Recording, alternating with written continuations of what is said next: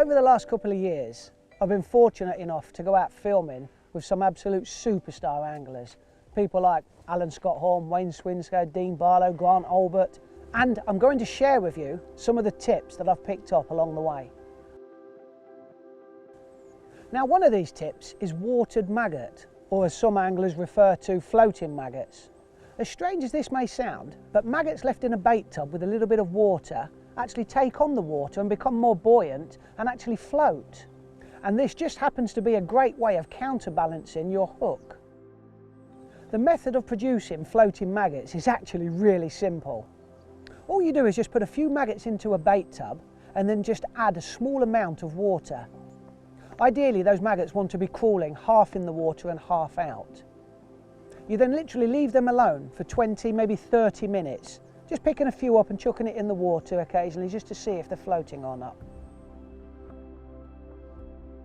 Now, the only one piece of essential kit that you do need is a bait lid that's been modified, just with a hole cut out like this. Now, this modified lid just stops the maggots crawling out and crawling away. It's as simple as that. Now, when you're loose feeding maggots on a river or a still water, your maggots fall at a certain rate.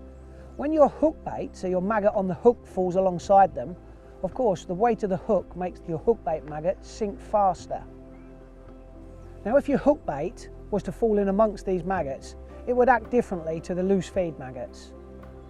Using a buoyant floating maggot on the hook actually compensates the weight of this hook and gives you a more natural fall in amongst your loose feed.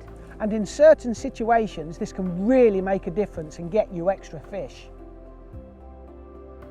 This can also be a great method when you're fishing a bomb or a feeder, as it's possible to counterbalance the weight of an eyed hook by using 2 or 3 floating maggots on it.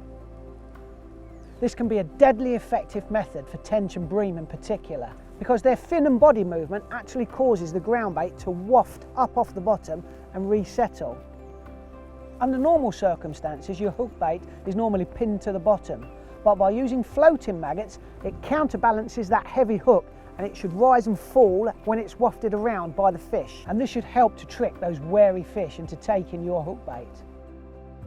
Today on the River Trent at Burton Joyce, we've been catching some dace shallow on a waggler. And as they've wised off, the bites have become harder and harder to hit. By swapping over to floating maggots on the hook, we've actually managed to keep those bites coming for the duration of the session, resulting in a great day's sport. Next time you're on the bank and those bites become a little bit iffy, just give this method a go. You might be surprised at the results.